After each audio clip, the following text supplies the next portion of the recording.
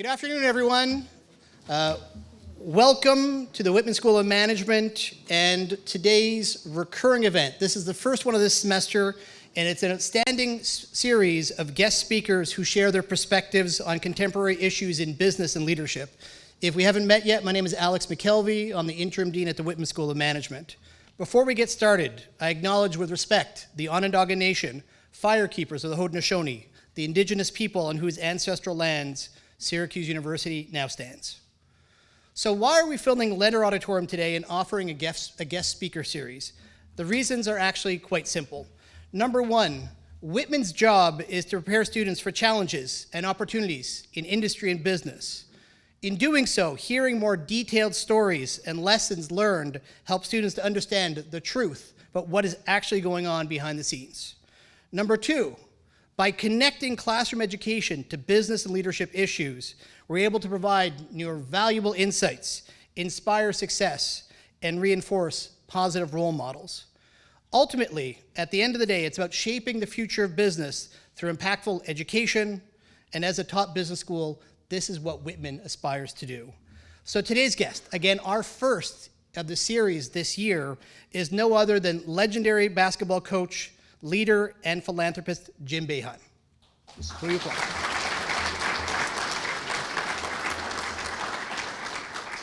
One of the timely aspects of having Coach Boeheim here is that we recently launched a new dual degree program with our friends at the Falk School. This dual degree program combines sports management and business. So I'm delighted to hear that so many of our students in this new dual program and even some faculty members from the Falk School have joined us here today. At the end of the session, we'll be having a reception right upstairs, so in about an hour, and this is your opportunity to meet Coach Boeheim, maybe get some selfies. Okay, there was a little bit of hesitancy there, but the opportunity to ask more personal questions. And my next job is to introduce the moderator for today's event. That's Syracuse University's Vice Chancellor for Strategic Initiatives and Innovation, the Barnes Professor of Entrepreneurship, and the Executive Dean of the Whitman School, Mike Haney. Thanks, Alex. So let me add to Alex's list about why we're doing this. For the returning students that experienced the speaker series last year, thank you for being back. I see a lot of fresh faces in this audience. So for our first year students, Alex gave you a nice list of why we're doing this event. I'll try to simplify it. This is what great business schools and great business school students do, which is come together and have the opportunity to hear from folks who have had a wide variety of experiences related to what all of you aspire to do. So I hope that for our new students, you keep this Impact Speaker Series on your calendar. We're going to do one a month, every single month throughout the academic year. So with that, Coach, as Alex said, we're thrilled to have someone who is truly an icon of Syracuse University join us, and thank you for being here. Thank you for all you've done over many years for the Whitman School. Maybe I'll start by, I don't know that there's many people who have committed a professional life to a single institution to the extent that you have. I mean, 44 years? 47. 47 years now. Who's counting? And it's interesting relative to young people today. There was a stat I read that most will have between 4 and 6 employers before they're 30 years old coming out of college. Can you talk a little bit about how do I put this? Why you stayed? Why Syracuse University? Number one, I like Syracuse. I'm a big proponent of Syracuse in upstate New York. I'm from a little town, Lyons, New York, 5,000 people, an hour away. And I was a walk-on, came here in 1962. So I've been here 62 years. Is that right? Is that accurate? Yeah, it's close. I don't do public math. I don't do the math. But, I came here as a, freshman walk-on, not on scholarship. There was 15 guys on the varsity on scholarship and 7 guys on the freshman team at that time. We didn't have everybody on the varsity. We had a freshman team. So I was one of 3 walk-ons. So I had to go through 25 people to get to where I could actually play here, which happened. but which is a life lesson for me, because you can accomplish anything you want to accomplish if you are going to go at it hard enough and be dedicated enough to do it, whether it's basketball, whether it's a business, it doesn't matter, you know. And the thing you need to learn early on is there's a lot of people out there that'll tell you you can't do something. And there's a lot more people that will tell you that than will tell you you can do something. I was on a freshman team playing, and I was all right, but you know, there was all these other guys, and a friend of mine at the time, still a friend today, after 62 years, said to me, "Why'd you come here? You're not going to be good enough to play here." And it was funny because I just had 21 points in the freshman game. So I was like, geez, I did all right here. But, you know, I still see that guy from time to time, and I tell him I was good enough to play here. So you never listen to the negatives, because they're out there. People used to say as a coach that I didn't listen to the whatever. They're right. They're 100% right. You don't listen to people. Marv Levy said it best. He was a great coach for the Buffalo Bills. Went to 4 Super Bowls, didn't win one, but went to 4. They used to criticize him. They'd like to get back to 1 now.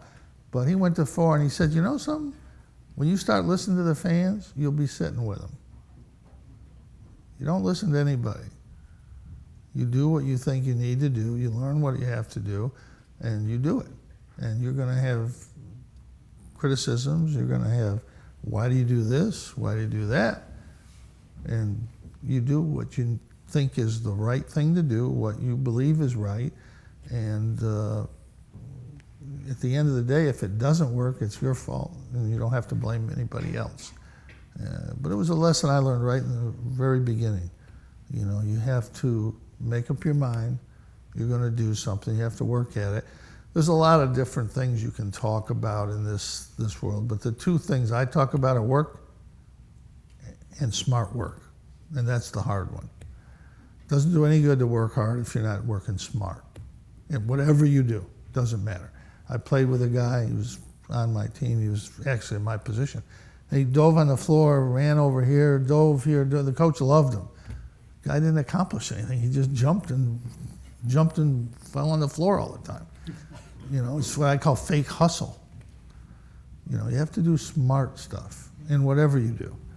But when I came here as a freshman, I was a little nervous about it. You know, I was from a small town, and I remember it took me to register, it took me 2 days. We registered at Manley Fieldhouse. I went down there 10 times. I walked from Watson Hall to Manley Fieldhouse 10 times because I never had the right stuff 10 times. But it did teach me a lesson. I mean, I got it done. The other athletes on scholarship, they registered for them, which is what we do today, basically. But that was a good lesson for me. It was a really good lesson. You know, so over that period, you've seen lots of chancellors come and go, vice chancellors come and go, athletic directors come. You know, and one of the things I was watching a very respected senior leader in business talk about that we don't teach students today how to manage up. How did you, you know, over the course of all those bosses that you've been through that have come and gone while you've been here, sort of manage those relationships? Well, it's interesting, you know, the different chancellors, just really, most of the chancellors I just said hello to once a year or something. And the athletic directors I had said, Jim, this is what you have to do, you know. It's really simple. Coaching is simple. You recruit players, and you get them to play together, and you win. And if you win, you'll keep your job. Period. The money doesn't matter. The crowd. When I started coaching, I didn't make any money. The first 5 years I coached here, I didn't get paid. The next 5 as an assistant coach, I made $8,000. When I started as a head coach, I made $25,000. That was the first year. It's crazy now, the way everything has changed. It's obviously so different, so crazy. And in the last 2 or 3 years, it's completely crazy. But, you know, you got into coaching It's because you like basketball, and when you can't play basketball, then you coach. And that's what I did. And I learned right away, you just have to work at it. You have to get players. We weren't really great then. We were okay. And you had to really go to work at it and, 24/7. You have a great example unfolding right here at Syracuse right now. The new football coach is showing everybody, if you really pay attention, what it takes. I know the coach. I know him pretty well. He comes to see me. I'm in his wing kind of over there. I mean, Coach Brown gets up at 5 a.m. and he goes to bed at 1 a.m. every day. And at 1 a.m. before he goes to bed, he's texting 20 different recruits around the country. And he gets up, he works out, and he goes all day. He's involved in the community, he's involved in charities, he's involved obviously with his players and the alumni. He's brought everybody in. And it's a great example to watch what he's done. I did that in the beginning because that's what you had to do. When you get into a profession and you get into coaching, I'll talk about that. That's what I know about. It's 24/7, 7 days a week. For 9 months that you're in season, that means recruiting September on through the end of the season. And then for 3 months, you're spending about 80 hours a week on basketball. For 47 years as the head coach, I never went a day or an hour that I wasn't thinking something about our team and what we had to do or who we had to recruit. It becomes what you are, what you do. This is how you are successful in coaching. And we all do it. We all do it. I mean, there's nobody out there in coaching that is just, I'm just doing a little, no. And every coach will say, it's kind of funny, we were going to work harder than everybody else. Well, there's 350 basketball programs out there, and you're not working harder than every one of them. You can work. Another thing about hard work, this is important to me. Everyone sitting in this room, raise your hands. You work hard. Raise your hands. You work hard, right? All right, put your hands up. None of you do. Not one of you. All right? You get up at 5 in the morning, work all day till 1 in the morning like Fran Brown does? No, you don't. So you work hard to your level. What you understand is working hard. All right? That's what you understand. I'll give you a Kobe Bryant story. Everybody remembers Kobe, I hope. You're young, but you're not that young. He's one of the great players of all time. We had the Olympic team. We started, they had lost in the Olympics. We took over for the World Championship. LeBron, all the good players, they were young. We got in the tournament, we won a lot of games, we lost. We lost in the semifinals of the World Championship. The next year, Kobe Bryant came to practice. So he came in on Sunday night, he got one of the coaches, assistant coaches, and worked out for 2.5 hours. Monday morning, he got him up and worked him out. We had a team meeting that day, and he said in the team meeting a couple things I can't repeat, but we went to practice, and the first play, he hit LeBron James right in the head. A pretty good shot. And LeBron said, Kobe, what are you doing? And Kobe said, I'm going to not say it exactly. I didn't come here to F and lose. And he played every second of that first practice in the summer as hard as you can play the game of basketball. And you know what? LeBron James started to play harder. Carmelo Anthony started to play harder. And you know what? We never lost another game. 3 Olympics, 3 World Championships. We never lost another game. And it was because of Kobe Bryant. Because it's not all about talent. It's about will to win and making sure you understand and everybody understands around you. This is what it takes to win. He didn't talk much to be a great leader, you don't have to talk a lot. Some of the best leaders I've ever had never said a word. They just came in to work every day.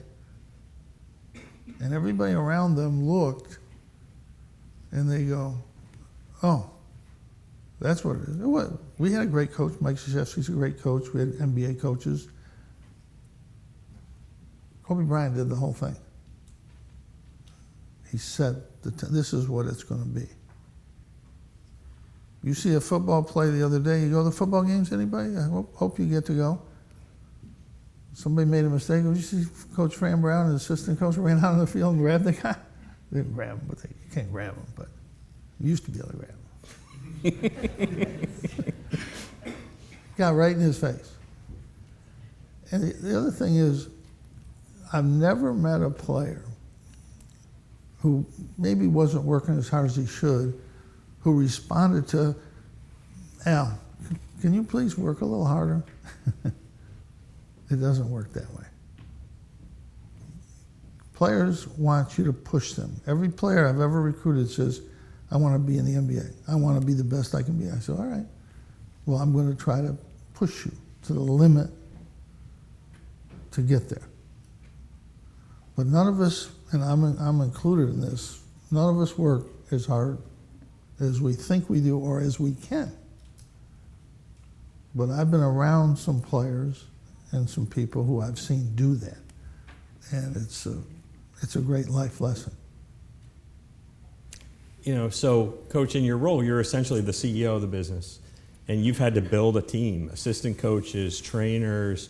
What do you look for in somebody that you're going to bring into the family and you know, give a responsibility for the venture? Right. Well, the whole thing starts with people that you feel are good people and feel that you are going to work like you when you look at coaches. And when I look at assistant coaches, you know, I've got one story. I interviewed, the first time I hired an assistant coach, I interviewed 3 coaches. And I really couldn't decide. They were all great. And I picked the one that didn't have the job at the time. The other 2 guys had jobs. They wanted to come to Syracuse. So, but what I learned from that is all 3 of those guys that I recruited and interviewed became college head coaches and NBA head coaches.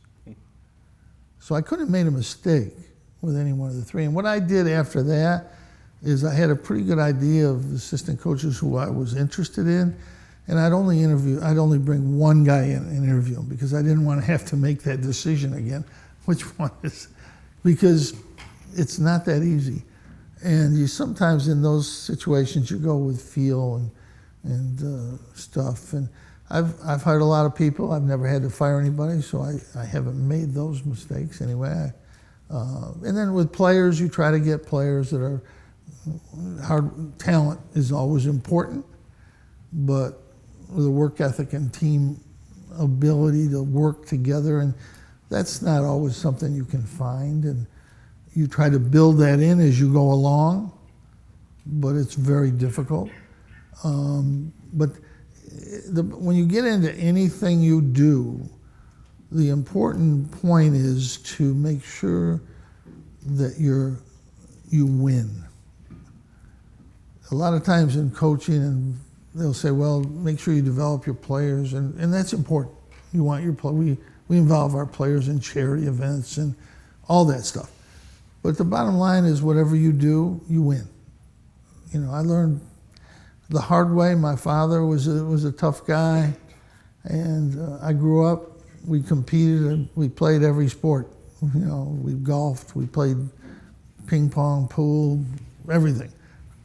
And he beat me as bad as he could every time he played me.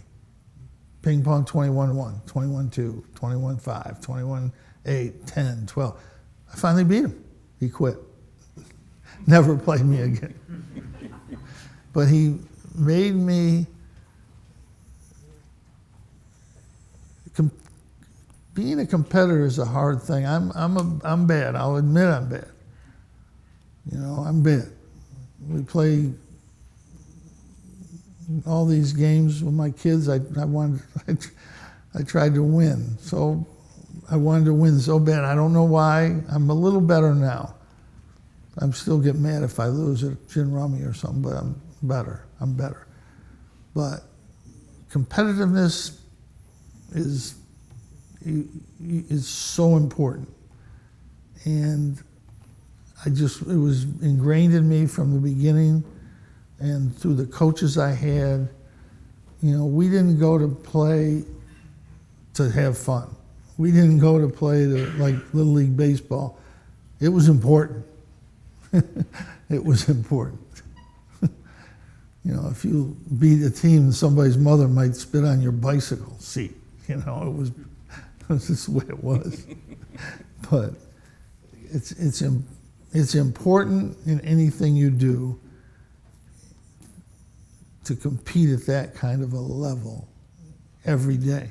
I just had a talk with a player last week who's, I think, very talented. In anything you do, you can't do it tomorrow. You have to do it every day. You have to compete. And that's again, I always kind of knew it, but when I saw Kobe Bryant and do that every day, and I'll never forget, we had a game with the Dominican Republic in the first year we were together. We were up 110-54. Kobe was in the game because he had been out a lot, and we were playing some guys to get, it was 2 minutes, 3 minutes to go in the game. He was back in just to get him a little work, and he's pressing a guy full court and takes the ball away from him and lays it in. This is an All-American college player who played in the NBA for 10 years. They took the ball and bounced the kid, and Kobe took it away from him again and made it. And the kid just walked off the court. The coach had to take a timeout. Kobe came over to the bench, and he was a different guy. You didn't talk to him a lot.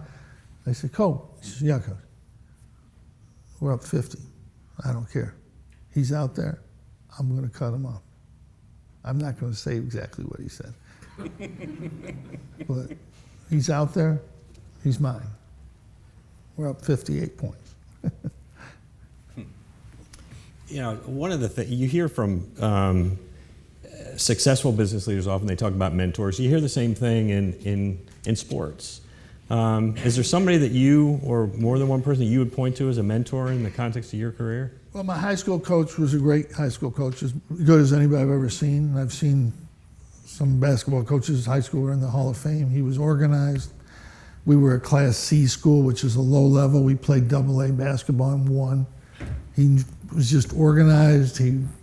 We had long practices, tough practices, meticulous in everything you did, how you walked out, everything. Highly disciplined. I never got to that level because everything was black and white with my high school coach. And what I've learned over the years, it's not black and white. And you can read the books, you can do the black and white things, and you can be okay. But if you're going to be great at anything you do in leadership, you have to work in the gray area. Now, some military people don't like me talking about this, but I really believe in, and especially when you're dealing with players and kids. And a coach once told me, I'm going to be fair with my team, but everybody's not going to be treated the same. They're just not going to be. Greg Popovich is a great coach, one of the two best NBA coaches of all time. He had Tim Duncan and David Robinson. And when he thought practice, they would kind of look at him when they thought practice, this is enough today. And they would just had a signal and he would look at, and Coach Pop would go, okay, that's it, we're done today, let's go. Because he listened to his players. You don't do that as much in college because they don't know what they're saying exactly yet. But you do have to take into account, and there's differences. I coached 47 years. I never suspended a player for a game for a lot of reasons. The main reason was because when you suspend a really good player, you're hurting him a little bit probably, but you're hurting the team, and you're hurting the fans, and you're hurting the coach, because that one game suspension might cost you a game that you need to win. And there's other ways to do things besides suspending somebody, but that's always the last possible resort to do something like that. I might not start somebody. There'll be some form of discipline, but it's better to keep it within the team and in some other way than doing it that way. But there's a lot of disagreement on that from coaches. And the great thing about coaching, there's some hard-ass coaches, there's some softer there's all different kinds of coaching methods. You can play different defenses, you can do a lot of different things.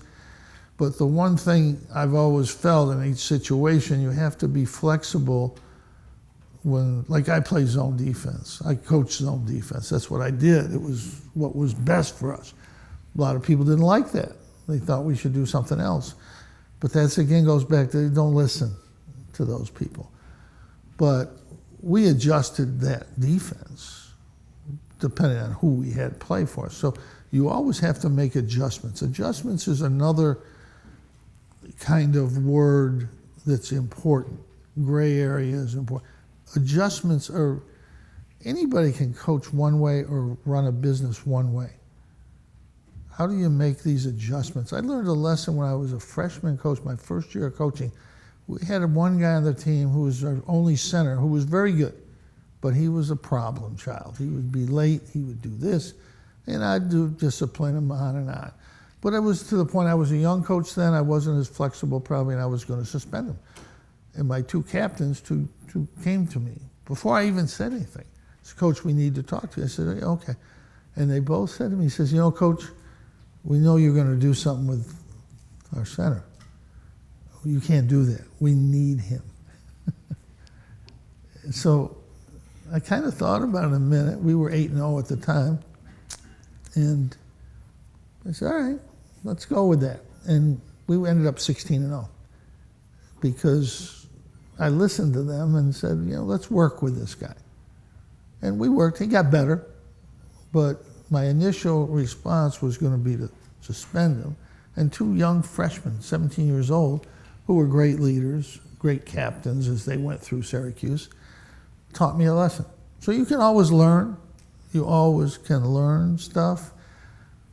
45 years into coaching, I went to a high school practice and saw a great drill.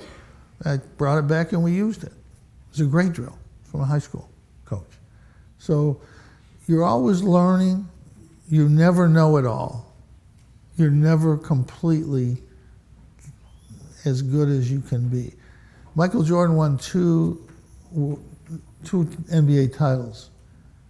I was with him on a trip in the summer, Nike trip, coaches, players. Every day, Michael Jordan played golf 36 or 45 holes. Every day, 5 days. We played poker at night from 10 to 4:30 or 5. He teed off at 6, and I said, I played golf with him and I played poker, but I took naps. Michael Jordan went in and worked out, his trainer there, worked out. This is after 2 championships. This is in the summer, August. He worked out for an hour and a half with his trainer 3 of the days we were there. 3 of the days. Who does that? The best player in the world does that. Who got cut from his high school team when he was a sophomore. So he must not have been that good right away. But that's lessons. You learn these lessons all the time. Never think you know it all. Listen to the people you work with. Don't listen to the outside people. Listen to the people you work with, your assistants, your players. At the end of the day, it still comes down to your judgment. You make the decision of what is going to happen. Coach, you talked about making adjustments. Over the course of your career, you've seen a ton of change particularly recently, come to college athletics, transfer portal, NIL. You know, how do you think about sort of adapting to that, or adjusting, to use your word, to that change? Well, the changes now are mind-boggling. The changes for my first 40 years were, looking back on it, were nothing, relatively, nothing. The three-point line, or the way the referees call the game, you know, all that stuff is constantly changing. But what has happened now is it's you know, I don't want to sound like an old guy that's like doesn't like this, because I'm all for players getting money. The problem is, it's like, I had sons that played, and they were thrilled to get a scholarship. They were 18 years old, they got a scholarship. They were well, one did, he went to Cornell, so he was expensive. He tells me the Cornell Business School is better, so I'm hoping we can change that. We're going up in the right. So that I can tell him. Be Orange, be Whitman, right? I can tell him someday that we're as good or better than Cornell. But anyway, the money, it was a great idea, NIL. Jay Billis, who's very smart, went to Duke, lawyer, told me this is the best thing they ever had. I said, really? He said, yeah, they can sign autographs and just do this, and they can, you know, do a commercial and get money. I said, yeah. Well, what about when some alumni decides he wants to have a great team and he's going to give a guy $100,000 to come and say hello to his kid? Oh, that won't happen. No, that'll happen. That will happen. And a quarterback will get $1 million because somebody wants to win. That will happen. So it was all predictable. Once that door was open, and you can't change, you can't go backwards. Some people might think that's a good thing. I'm not on that. It's the thing that you have to understand. When football makes money, when basketball makes money here, and we make second or third most in the country in basketball, $18 million. That's not going into somebody's pocket. That's going to pay for all the other sports. The athletic department does not make money here. We do not make money. We lose money. Without NIL, without giving out money, we lose money. We have to fundraise because we pay for all the other sports. There's only 3 or 4 schools in the country that make money with their athletic department. The rest all lose money. So it's not like some guy's making money and the players aren't getting anything. It's not the way it is. And by the way, football players work hard. Crew members work harder, I think. I've watched them. Anybody knows anything about crew, they work their ass off. They don't even get scholarships. Nobody is writing stories about how they should get money. It's all because all this money comes in and it's going to pay for these other sports, and people think it should go to the players. Okay, I get that. And now it is. Now it is going to them. But it's something that can't be controlled. They're trying to get it under control. But once you agree to pay a certain group of players money, which they haven't approved it, well, then the players before that, they sued for $50 million today, some guys that played at Michigan. So it's a mess, and there's nobody that has a solution for it. I've been in it a long time. I was able to help solve other problems along the way. There is no solution right now until it'll end up being, probably, my guess, pretty strong guess, athletes, football, basketball, will be employees of the university, have a union, all that. Is that what you want in college sports? I don't, but that's almost where it's probably going to go someday, maybe not even that far away. 50, 60 schools could break away and have professional, well, it is kind of professional sports. That could happen. Nobody really knows because there's no really, once the Supreme Court said a player can get money and you can't control how much money it is, that means anybody can give an athlete money to stop by the house, whatever. So it's, I don't know how it's gonna end up, but what you do is you adjust to it, you raise money, you still recruit players. You have to recruit them, you have to get them to like you and like your school, but when they make their decision, you have to be ready to say, okay, you're gonna get X amount of dollars. Simple as that. So you still recruit, you still talk to players, you still talk to their coaches, you still do the same things, but at the end of the day, there's going to be a monetary value there. And if a kid really likes your school, he might come to your school for less money. It's a big mistake to pick a school because, well, I don't really like that school, I don't like those coaches, but they're giving me the most money. That's a big mistake. You don't want to do that. But it's a very difficult world. And what happens is we had one player went to a school strictly for the money, never played. And it was a bad choice. And he came back. But it's hard to even tell anybody what to do, really. You should go pick your school where it's the best place for you to go, just like you did. This is the best place for me to go for my future. And if I'm getting some money, okay, that's good.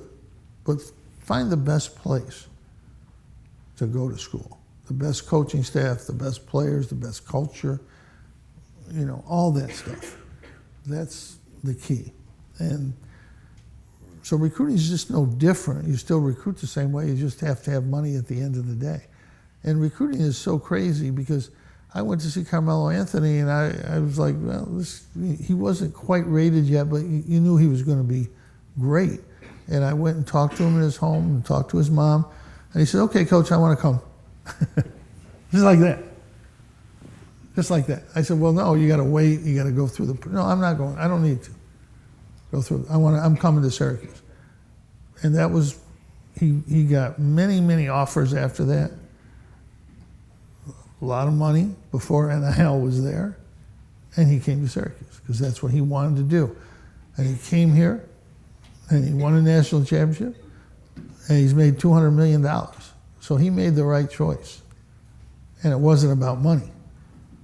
So, but it's a very difficult world right now. Coach, I want to ask a follow-on question to the NIL transfer portal, but first I want to do a poll in the room. I'm curious, by a show of hands, how many students in the room made a decision about Syracuse University, at least in part because of the university's athletic programs? Show your hands. Wow. See, and that's what's at stake for our institution if we're not, to your point, one of the 60, let's say, that jumped to that. Well, it's interesting because I remember when Doug Flutie made the Hail Mary pass. This was before your time, but it was a great play. It's on YouTube. It's a great play. And Boston College was an okay school. The next year they had 12,000 more applications to Boston College the next year. And that's when you had to pay to apply. So it was a huge windfall. But, I've always felt athletics is important. I don't know if the university's always realized that, but it is important. Syracuse is a very good school. I'm proud of my degree here. My sons went here. My daughter got her master's here. So I'm proud of the school. But it's, when you go to California, I go to California, people talk about sports. I'll never forget. We started recruiting California many, many years ago. The first guy we recruited was Jay Billis. And I went to see him. I went to the school, and they said, who are you? I'm coach from Syracuse. The lady said, what's that? What's Syracuse? Where is that a school? Is that what college? This is in LA. She had no idea. 2 years later, the Big East was formed. We were on national TV we had the first ESPN contract. We were on in California when kids got home from school at 4 o'clock. I flew into LA. I got my bag, and the baggage guy said, "Hey, coach, you're Pearl's coach, aren't you?" I said, "Yes, I am." I went to a school, and there's Coach Boeheim. Holy cow, come in. In 1 year, that was the difference. 1 year. So I think it's important. And there's not much to do in the wintertime either. Some of them haven't experienced winter here yet, so. It's not that bad, trust me. Two more quick questions, because I want to give the students the time to ask a couple. But given anyone who's risen to your level of success and leadership in the context of a professional career has inevitably some experiences where, despite all of your skills, your experience, your training, you failed. And I wonder if you can share maybe one of those instances and specifically what you learned from that experience. Well, you fail a lot. Michael Jordan said, I missed 800 game-winning shots, and my teammates still throw me the ball. So, that's the truth. You lose. Recruiting, we used to recruit a lot of players, 20 a year, and we lose 19 of them. I remember one year we brought 24 kids in to visit, and we lost all 24 of them. So, we failed a lot. But I remember one, we recruited a kid named Sam Perkins. He was from New York City, but he went to school in Albany. And we had a good team. We had good forwards, good guards, but we had no big guy, and he was the recruit. And it was North Carolina, UCLA, and the Big East was just getting started, so we didn't have a big name yet. We were kind of a small school. But I wanted to get Sam Perkins. So we practiced from 4 to 6, and at 6 o'clock I got in my car and drove to Albany. I saw him play every single game he played, 30 games. I drove to Albany, I watched the whole game, I said hello afterwards because you could, and I drove back. Sometimes it took 2 hours, sometimes it took 4 because it was snowing. But I did it 30 times. And we were out of the picture, and we got into the picture, and we got a little tiny bit ahead because of that. And then I followed him around the country. He played in LA, he played in Louisiana, he played in New York. I went to every game, every practice. I saw him minimum 75 times. That's when you could go. It was unlimited, different time. North Carolina came like 10 times. So he was impressed. But his high school coach and his guardian wanted to go to North Carolina. So I had to overcome that, and I did everything I could. And I think we just got a little ahead because he told somebody who we knew. And then his high school coach and guardian wouldn't let anybody come in for a week. And they turned him back. It was a great decision. He was a great player at North Carolina. They won the national championship. I think we would have won if he'd have come here. But that was they called me at 10 o'clock on Saturday morning. I never left my room until Monday. That's how crushed I was. That was the worst feeling that I've ever had. Mm. So last question before I turn it over to students. There was a time, it was a little while ago, but there was a time you were their age sitting in a room like this, and if you think back, if there's one piece of advice that you could give to these students today as they look ahead towards both completing their experience at Syracuse, but then going out into the world, what would it be? I had no idea, because we didn't even think about playing pro basketball. I wasn't that good. I was pretty good, but I wasn't that good, so we never thought about it. I just wanted to play basketball, and I played 4 years, and I was at the end of the 4 years, I had a choice. I could go home and be a funeral director, which was what my father was, which I wasn't too excited about, or I could stay here, and I got a grad assistantship here to go to grad school, Maxwell School, and play some semi-pro basketball and start coaching basketball here as an assistant, grad assistant. So no money, but worked at it all day. And I just kind of started that. And for me it was easy because I love basketball, and it just couldn't have worked I couldn't have been any luckier to just stay in basketball and be hired as a full-time assistant. And the head coach, we had a good year, and he decided it would be a good idea to go get another job, thankfully for me. And so everything fell into place. I didn't have to move around. Most coaches travel around, assistant here, assistant there, whatever. I was very lucky. But I found what I wanted to do, and I never felt I worked a day in my life. And like I said, in the beginning, we made no money. One of the biggest problems with players not getting money today is coaches make so much money, which is the market. That's America.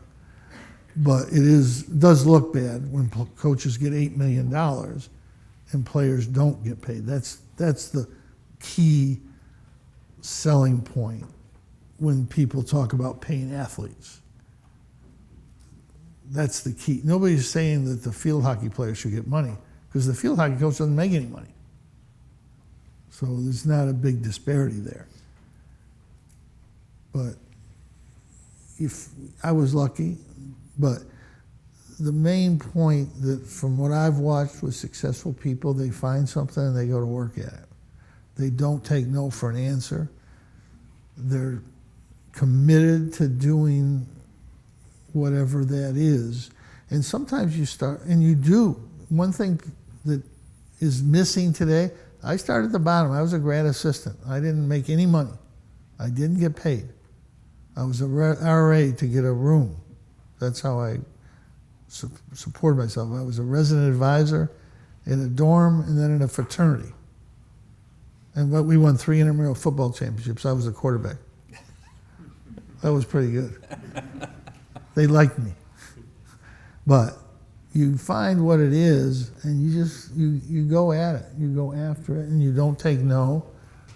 And you're going to be, there's setbacks all the time. I know coaches and business guys that I've known who failed, who couldn't win, couldn't get something done, and they kept going. They kept going. And they found a way. And you have to, Rick Barnes is a very successful coach at Tennessee. He was a high school coach. He drove 12 hours to interview for a job at Maryland that wasn't open. And he sat there for 2 days to get the interview. And the coach finally talked to him, and then he drove back home. And then the next year he did it again. And the coach finally said, I got to hire this guy, and he did. But it's just what you have to do. You have to do what you have to do to get it done. It's like I had a player, he was a smart kid, a really good player, good shooter, but he was in pre-med, and he wasn't the smartest guy on our team, but he was, he wasn't dumb. But somebody asked him how much he studied, how many hours. He said, I study until I get it done. I study until I get it done. And I know what he did, because he would go right from practice, right to study until 2 in the morning. And he would come early to practice because he was a shooter, and he knew that's all he could do, and he would shoot every day before practice. And he'd come in on Friday and Saturday, and the only girlfriend he ever had to retrieve for him. She rebounded for him Friday and Saturday night. And he became a great shooter and played for us, and also became a doctor. In fact, he was in a class with a kid that was really smart on our team, Danny Shays, was a great player too, really smart, genius level. They took this biochemical, whatever course you have to take, and at that time, professors would kind of talk to you about it. You can't even talk to professors today, and I talked to the professor, and he says, yeah, I got your 2 guys. This one guy, he's struggling. He's going to have trouble in my class, and that was the workaholic guy. And the other guy, oh, he's really smart. I said, well, let me tell you something. At the end of the semester, one of them's going to get an A, and one of them's going to get a B+ or an A-. He said, oh, no. At the end of the semester, the guy that worked hard and wouldn't take no got an A. The brilliant guy got an A- because he didn't want to work hard. So you never know. And nobody can ever tell you what's going to happen to you. So we have time for a couple questions from the audience, and I'm looking at somebody right there who's got our first question. Go for it. Introduce yourself first. Are you from Seattle, Portland, Oregon? Huh? Yeah, Seattle? from Seattle. You're a friend of PJ Carlesimo's. Yeah. I can't talk to you. He's a bad guy. No, he's my best friend. Go ahead. I love PJ. You talked about competing every day, and you used Coach Brown and Kobe Bryant as examples. Is consistency like that something that you wake up and you strive for, or is it something that you think more comes along with like always pushing to be better? You know, I wish I was as good as Kobe Bryant or Fran Brown. I wasn't that good. I wish I was. I didn't get up at 5. I slept to 8, you know. But you have to, it's hard to, it's easy to say, and it's just hard to do. Some people are wired differently. I got to be friends with Michael Jordan. I mean, he's wired even higher than Kobe Bryant. I mean, I've never seen anybody like him. Whatever he's doing, he's going to beat you. Whatever, he's going to beat you. And it's just every day. I did a lot of work. I worked hard. I put extra time in as a player because I was skinny. I was 6'4", 150. I played college basketball at 150.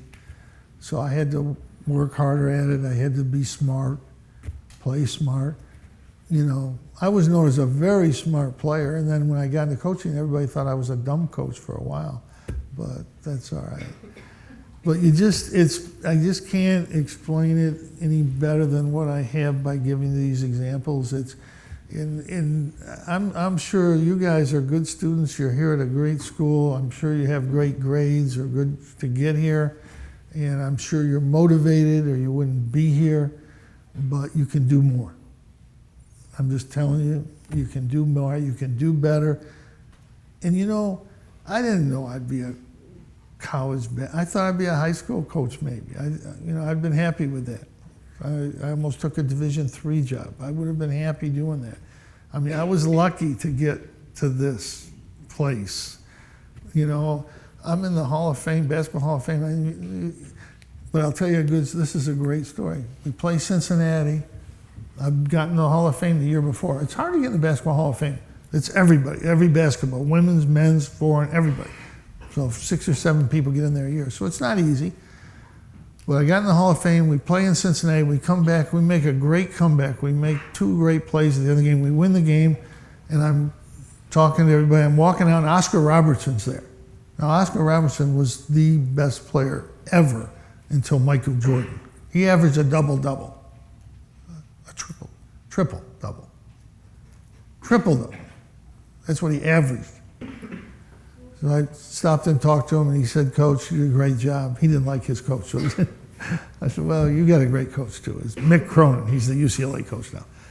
But Oscar didn't like him. So I said, "Okay." So I'm walking out. Everybody's out. There's one guy standing up there. He goes, "Boeheim, you may be in the Hall of Fame, but you're the worst fucking guy in there." I said, "Okay, thank you. I'll take that. I'll take that." I shouldn't have said that word. That's what he says. I got to be accurate in my We're quote. all adults here. Another question. Okay, let me look back. Okay. There you go. Back in the corner. I was trying to get out of the front. My name is Josh. Are you familiar with the younger generation saying we're done with the 90s? We're what? We're done with the 90s. I thought we were done with the 2010s by now. I think. Okay, where's this going? Yeah. Do you believe this generation of players are better than previous, and how well do you think past generations could perform today? Yeah, you can't. Michael Jordan can't come and play today because he's 58 years old. If Michael Jordan was Michael Jordan and he could be transported today, he would beat the shit out of everybody. Just tell you that. But I never compare eras.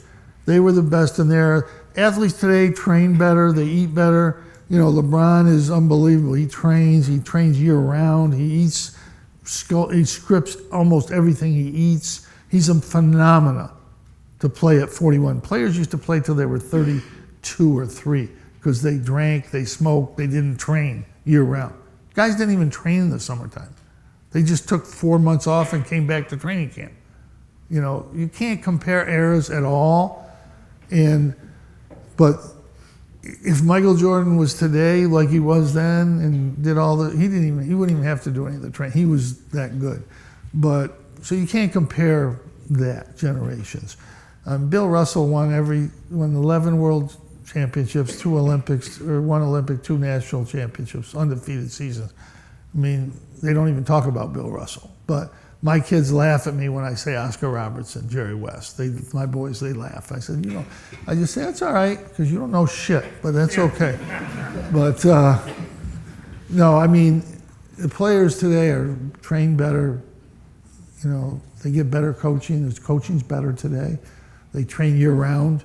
My boys train year-round to get to where they are, and they're still trying to make it. It's very difficult to make.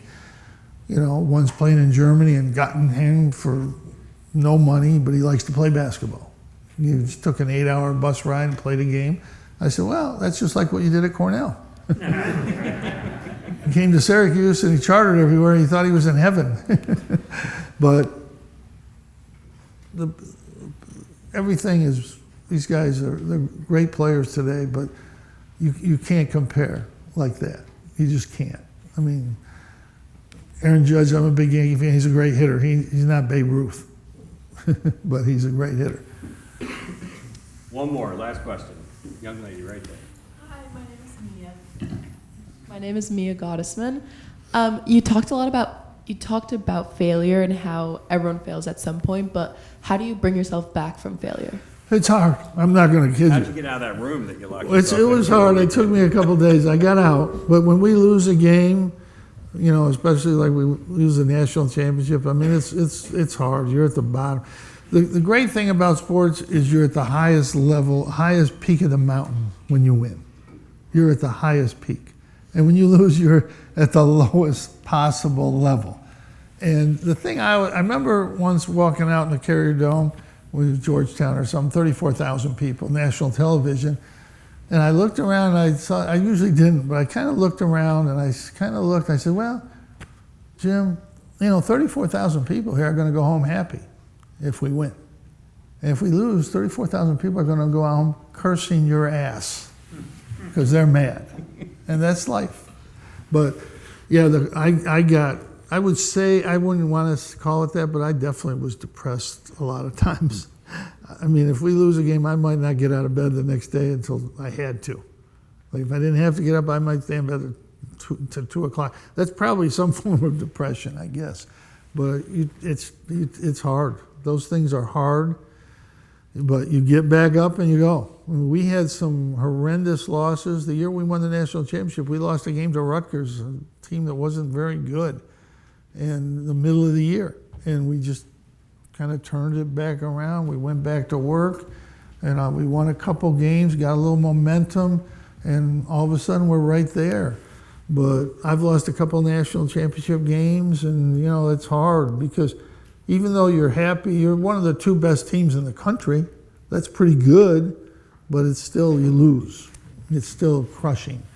And but you know, that's sports, and I think that's life. You know, if you're a teacher, you have days where you have a good day. I taught for a little while, and I had some tough days in the classroom, you know, and you just come back the next day and try to make it better. In business, you miss deals, you lose deals.